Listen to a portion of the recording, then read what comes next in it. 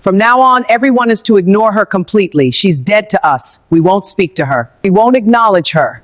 We won't respond to any attempts at contact. As far as this family is concerned, Clara Douglas no longer exists. Clara's mother's voice echoed amongst the many guests and families as she publicly cut her off at her father's birthday party. The reservation at Lou Bernardine had been made 3 months in advance for Clara's dad's 60th birthday celebration. 8 family members were seated around a table that could have accommodated 12. The empty chairs served as silent testimony to the relationships that had crumbled over the years.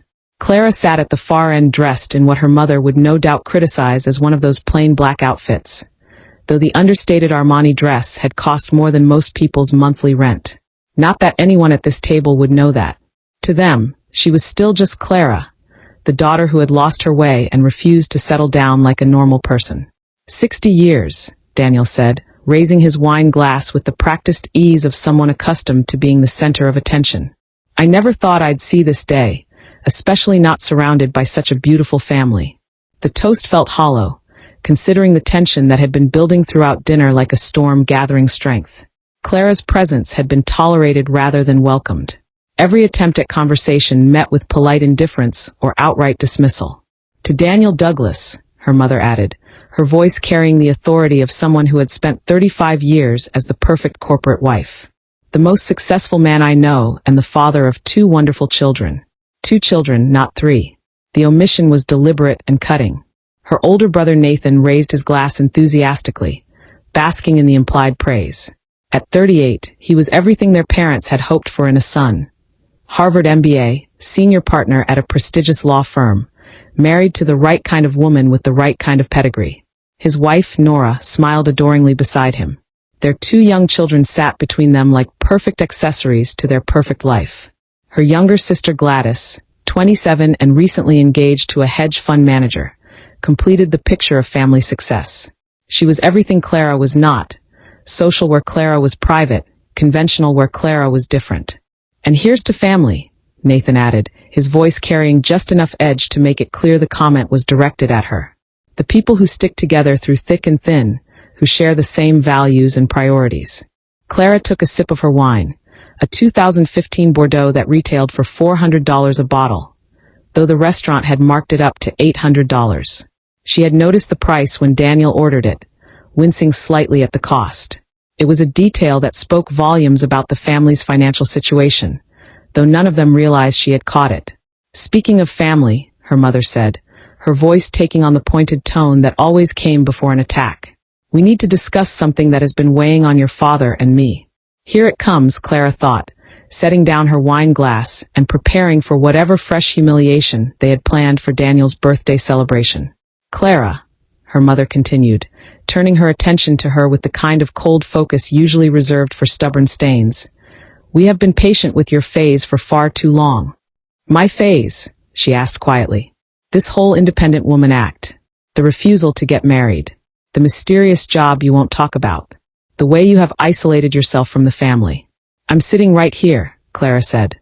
Physically, yes, her mother replied.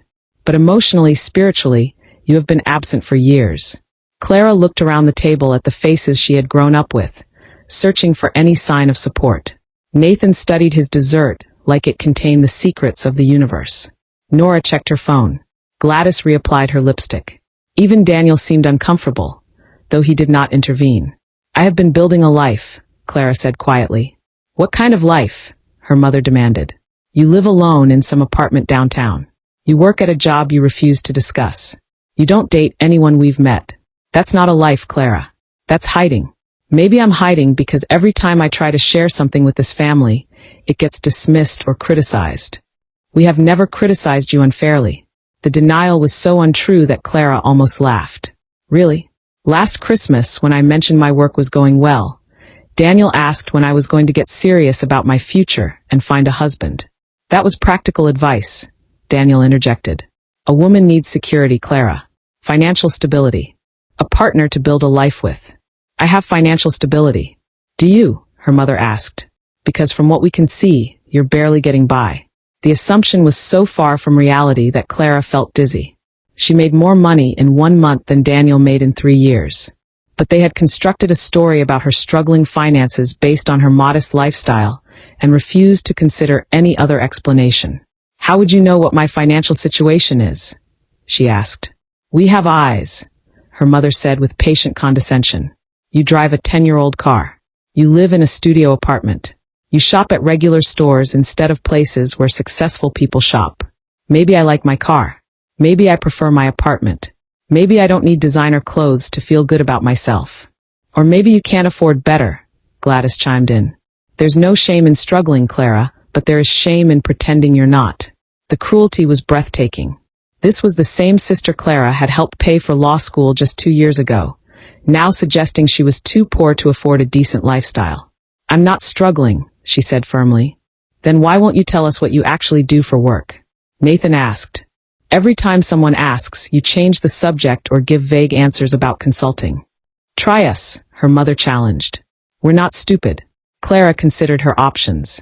She could tell them the truth, that she was the founder and CEO of Meridian Global, a technology company worth $4.7 billion, that she employed over 8,000 people across 6 countries, that she had been featured on the cover of Fortune magazine as one of the youngest female billionaires in history. But she had learned over the years that sharing her success only led to new forms of criticism. "I develop software solutions for large corporations," she said, which was technically true. "Software," her mother repeated with clear disappointment. "And that pays enough to support yourself?" "It pays enough, but not enough to buy a proper car or a decent apartment." "My car and apartment are fine." "They're not fine, Clara," Daniel said, his voice taking on the authoritative tone he had perfected over 30 years of corporate management.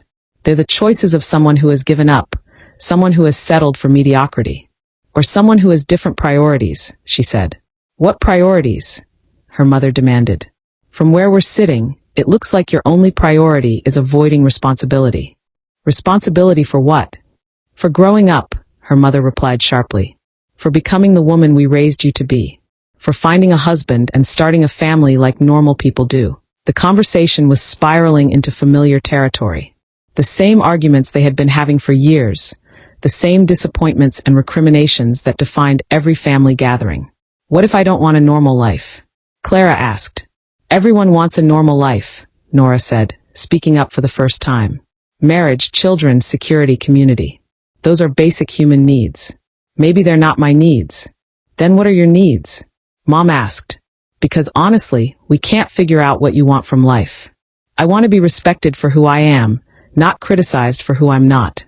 "Respect is earned, sweetheart," Dad said. "And earning respect requires making choices that others can understand and admire.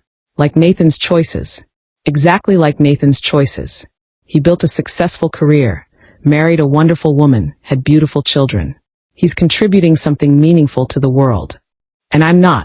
Are you?" The question hung in the air like a challenge. She thought about the educational software her company had developed that was now used in schools across 43 countries. She thought about the medical diagnostic tools that had helped doctors save thousands of lives. She thought about the renewable energy platforms that were reducing carbon emissions around the globe. But she also thought about every time she tried to share these accomplishments with her family, only to have them dismissed, minimized, or ignored. "You know what?" Mom said suddenly, her voice taking on a finality that made Clara's stomach clench. "I think we've been enabling this behavior long enough." "What behavior?" "This refusal to grow up, to take responsibility, to become a productive member of society." "I am a productive member of society." "Are you?" Because productive members of society don't hide their lives from their families. They don't make mysterious references to work they won't explain. They don't choose isolation over connection. The attack was gaining momentum now, and she could see the agreement in the faces around the table. Even Dad, who had always been the gentler parent, was nodding along. "I think it's time for some tough love," Mom continued. "Time to stop pretending that your choices are acceptable just because they're yours." "What are you saying?" "I'm saying that until you decide to rejoin the real world, to make decisions that show you value family and stability and normal human connections, we're done enabling your delusions." "My delusions?" "Your delusion that you can live however you want without consequences. Your delusion that family doesn't matter. Your delusion that success means something other than building a life that others can respect and admire." The restaurant around them was full of other families celebrating milestones, other groups of people who presumably loved and supported each other. At the table next to them, a young couple was toasting their engagement. Behind them, 3 generations of a family were laughing together over shared stories. And here they were having what felt like a public execution disguised as a birthday dinner. "So, what exactly are you proposing?" Clara asked, though she was afraid she already knew. "We're proposing that you take some time to think about what really matters in life," Nathan said, apparently having been elected as the family spokesperson. "And until you figure that out, we think it's best if you don't attend family gatherings. You're uninviting me from family events. We're giving you space to grow up," Mom said. "Sometimes people need to experience natural consequences before they make better choices. And if I don't make the choices you want..." Mom's face hardened into an expression Clara had never seen before. Cold, final, and completely without warmth. "Then you're dead to us," she said with devastating calm. "We'll proceed as if we have 2 children instead of 3. The words hit her like a physical blow. She had endured years of criticism, disappointment, and passive-aggressive commentary, but this was the first time they had explicitly threatened to disown her. "You're serious?" she said, though it wasn't really a question. "Completely serious," Dad confirmed. "We love you, Clara, but we won't continue to enable behavior that's destructive to you and painful for us." "Destructive to me?" "Yes. You're 34 years old, unmarried, apparently barely employed, living in isolation. That's not healthy. And painful for us," Mom added, "because we have to watch you waste the potential we worked so hard to develop." She looked around the table one more time, seeing her family clearly for perhaps the first time in years. They weren't concerned about her happiness or well-being. They were embarrassed by her failure to conform to their expectations. "So this is it?" she asked. "Shape up or ship out. This is us loving you enough to set boundaries." "Boundaries," Nora said. "Healthy boundaries." Gladys agreed. "You can't just do whatever you want and expect everyone else to pretend it's normal." The irony was overwhelming. Here she was being lectured about normal behavior by a family that was disowning their daughter at a public restaurant on her father's birthday. "I understand," she said quietly, reaching for her purse. "You've made your position very clear. Where are you going?" Mom asked. "Home. I think I've heard enough." "Clara, wait," Dad said, though he made no move to get up. "We don't want this to end badly." "How did you want it to end?"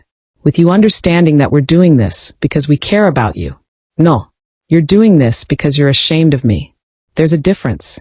She stood up from the table, aware that other diners were beginning to notice the drama unfolding at their corner table. A family implosion at Lou Bernardine would provide excellent gossip for the social circles her parents inhabited.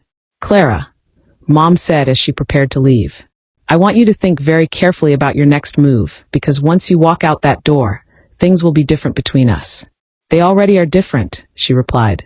"You just made that clear. We're giving you a choice. Come back to the family as a responsible adult, or don't come back at all." "Then I guess I won't be coming back." She turned to walk away, but Mom's voice stopped her. "Clara, I meant what I said. If you leave now, you're dead to us. From this moment forward, we have 2 children, not 3. The finality in her voice was unmistakable. This wasn't a negotiating tactic or an empty threat. They were prepared to erase her from the family entirely, rather than accept her as she was. "I understand," Clara said, and she meant it. As she walked toward the restaurant's exit, she heard Mom speaking to the remaining family members in a voice that carried clearly across the dining room. "From now on, everyone is to ignore her completely. She's dead to us. We don't speak to her. We don't acknowledge her. We don't respond to any attempts at contact. As far as this family is concerned, Clara Douglas no longer exists." The cruelty of making such an announcement in public with other diners listening was breathtaking. But it was also clarifying. After years of wondering whether her family truly loved her, or simply loved the idea of who they thought she should be, she finally had her answer. She was almost to the door when Alex entered the restaurant. At 6 feet 4 inches, with the build of someone who had spent 20 years in military special operations, Alex commanded attention wherever he went. His presence in the elegant dining room was like a boulder dropped into a still pond, impossible to ignore and completely transformative to the environment. "Ms. Douglas," he said in his calm, professional voice, "your helicopter is ready." Every head in the restaurant turned. Conversations stopped mid-sentence as diners stared at the unexpected intrusion of what was clearly high-level security into their refined evening. "Thank you, Alex," she replied, her voice carrying clearly across the suddenly silent dining room. "I'll be right there." "Of course, ma'am." "We're cleared for immediate departure to the helipad. Your pilot confirms weather conditions are optimal for the flight to the Hamptons." Behind her, she could hear the sharp intake of breath from her family's table. The Hamptons? A helicopter? A bodyguard who spoke with the crisp efficiency of someone accustomed to protecting very important people. "Ms. Douglas," said Leo, the sommelier who had been serving their table, approaching with obvious excitement. "I don't mean to intrude, but aren't you the billionaire from the news? The one who just donated $50 million to the children's hospital?" The question rang out across the restaurant like a bell, and she could feel the atmosphere change as recognition dawned on faces throughout the dining room. "I prefer to keep my charitable activities private," she said diplomatically. Of course," Leo said, practically vibrating with excitement. "It's just that we're so honored to have you dining with us. The entire staff has been talking about the hospital donation. My nephew was treated there last year, and knowing that facility will be expanded because of your generosity. I'm glad I could help," she said simply. From her family's table, she heard what sounded like a wine glass hitting the floor. "Alex," she said, turning back to her bodyguard. "Has the car arrived for my guests?" "Yes, ma'am. The Bentley is waiting outside for Mrs. Maurice and her children." "Mrs. Maurice?" That would be Juliette Maurice, the recently widowed mother of 3 whose husband had died in a car accident 6 months ago. Clara had been quietly paying for her children's private school tuition and her mortgage while she got back on her feet. "And the college fund transfers were completed this afternoon, ma'am. All 5 scholarships have been fully funded. 5 full college scholarships. Another $2.3 million in anonymous donations that would change 5 families' lives forever." The restaurant had gone completely silent now. Even the kitchen seemed to have stopped working as word spread that they were serving someone who casually discussed million-dollar charitable donations like other people discussed dinner plans. "Excuse me," said a voice behind her.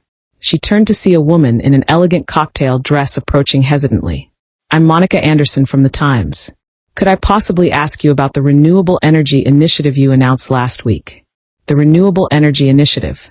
Her company's $500 million investment in developing clean technology for underserved communities. The announcement had made headlines across the business world. "I prefer not to discuss business during personal time," she said politely. "Of course, I understand. It's just that the impact on climate change research could be revolutionary." "Ms. Douglas," Alex interrupted smoothly. "We should depart soon to avoid air traffic delays." "You're right," she agreed. "Thank you for a lovely evening, Leo. Please add a 20% gratuity for the staff." 20% of the bill, ma'am? 20% of the restaurant's gross revenue for tonight. Distributed among all the employees. The number she casually mentioned was easily $50,000 or more. Leo looked like he might faint. As she and Alex walked toward the exit, she could hear the explosion of conversation behind them. 30 seconds ago, she had been Clara Douglas, the family disappointment who couldn't afford a decent car. Now she was Clara Douglas, billionaire philanthropist who traveled by helicopter and made donations larger than most people's annual salaries. "Ma'am," Alex said quietly as they reached the door. "Your family appears to be in some distress." She glanced back at their table.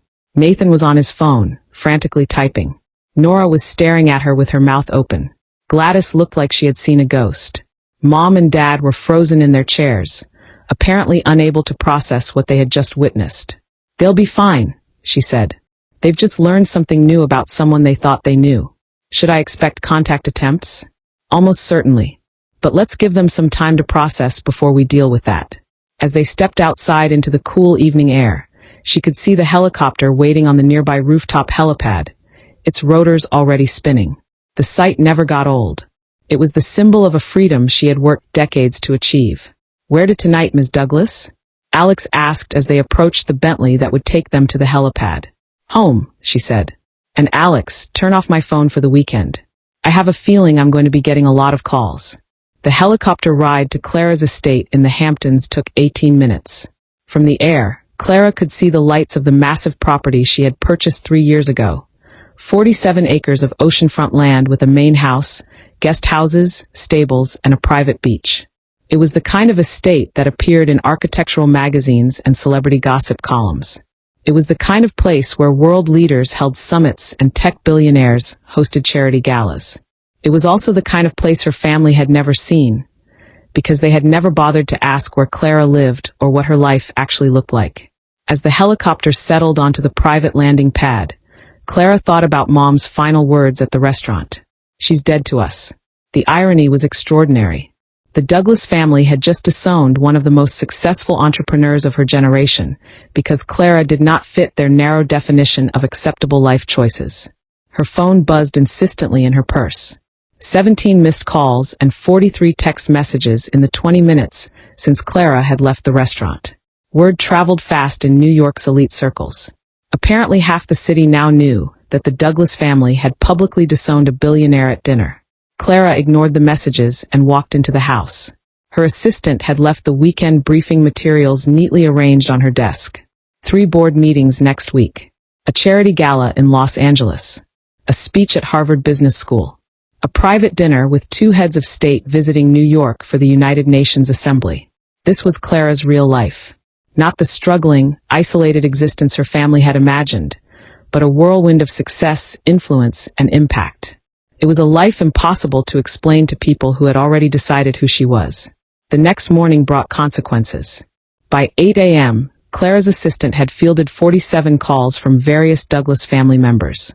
By 10 a.m., reporters were staked outside the family's Connecticut home, asking for comments about their relationship with tech billionaire Clara Douglas. By noon, Nathan had driven to Clara's estate personally. "Jesus Christ, Clara," he said when Alex escorted him into her study. "What the hell was last night?" Clara did not look up from the business plan she was reviewing. "A family dinner," she replied calmly. "Or it was until you all decided I was dead to you. We didn't know." "Didn't know what?" "That you were this." Nathan gestured around the study. The walls were filled with awards, framed magazine covers, and photographs of Clara meeting world leaders. "That you were actually successful. You never asked. You never told us." "I tried to. Every family gathering for the past 10 years. I tried to share pieces of my life with you. But you had already decided what my story was, and nothing I said changed that narrative." Nathan sat down across from her desk. He looked older than his 38 years. "The reporters want to know if it's true that our parents disowned you at dinner last night. What did you tell them?" "Nothing." "But Clara, this is a disaster. Dad's employer is asking questions. Mom's charity boards are calling. Everyone wants to know how the Douglas family could have a billionaire daughter they knew nothing about. Maybe they should have asked better questions. This isn't a joke. Our reputation is destroyed." "Your reputation," Clara corrected quietly. "As of last night, I'm dead to you. Remember? Your problems are no longer my problems." Nathan fell silent. His eyes moved to a photograph on Clara's desk of her shaking hands with the president. "How long?" he asked finally. "How long what?" Clara replied. "How long have you been this successful?" "I hit my first billion at 31. I've been building toward this for 15 years. And you never told us. 3 years ago at your wedding, I tried to explain that my company was doing well. Dad interrupted me and told me I should focus on finding a husband instead of playing with computers." Nathan looked uneasy. "But if you had explained the scale, would it have mattered?" Clara continued. "Because last night, Mom made it clear my financial situation didn't matter. She said I was a failure because I wasn't married with children. She didn't mean that. She did. And you all agreed with her." Nathan stood and walked toward the window overlooking Clara's private beach. "The rest of the family wants to see you. They want to apologize." "Do they want to apologize to me?" Clara asked steadily. "Or to the billionaire?" "Both. That's the problem, Nathan. You can't separate the two. You can't love me for my money while being ashamed of me for my choices. We were never ashamed of you." Clara held his gaze. "Really? Because last night, Mom told a restaurant full of people that I was dead to your family. She was angry. She was honest. For the first time in years, she said exactly how this family sees me." Nathan turned back toward her. "What do you want from us, Clara?" "I want you to see me." "Really?" "See you. Not the daughter you wished I was. Not the sister you thought I should be. But the woman I actually am. We're seeing you now. Are you? Or are you just seeing the money?" It was the same question Clara had asked herself about every relationship since she became wealthy. Did people value Clara for who she was, or only for what she could provide? Nathan exhaled slowly. I don't know how to answer that. Then figure it out, Clara said calmly. Before we ever sit at another family dinner. After Nathan left, Clara spent the rest of the weekend reviewing the messages that had accumulated. 17 voicemails from Mom, ranging from angry to desperate to pleading. 43 text messages from various Douglas family members, most of them asking for meetings or explanations. But it was the final message, sent at 2 a.m., that made Clara pause. Dad, I watched the news coverage of your charitable work. I had no idea. I'm proud of what you've built, but I'm ashamed of how we treated you. Can we start over? Clara stared at the message for a long time before responding. Dad, we can start over if you can learn to be proud of me for who I am, not just for what I've accomplished. His response came immediately. I'm ready to try. 6 months later, Clara's family started joining her for Sunday dinners at the estate. Not because they had suddenly become different people, but because they had finally started asking better questions. Mom began volunteering for one of Clara's education nonprofits. Dad started attending her speaking engagements, not to show off his successful daughter, but to understand the work that drove her. Nathan asked for her advice on transitioning to social impact law. Gladys sought Clara's guidance on ethical investment strategies. They were learning to see Clara as she truly was, rather than as they thought she should be. It wasn't a perfect reconciliation. Years of family dysfunction do not disappear overnight.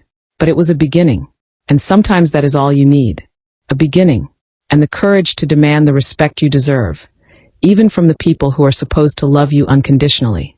A year later, Mom introduced Clara at a charity gala and said, "This is my daughter Clara, who taught me that success comes in many forms, and that the most important form is being true to yourself."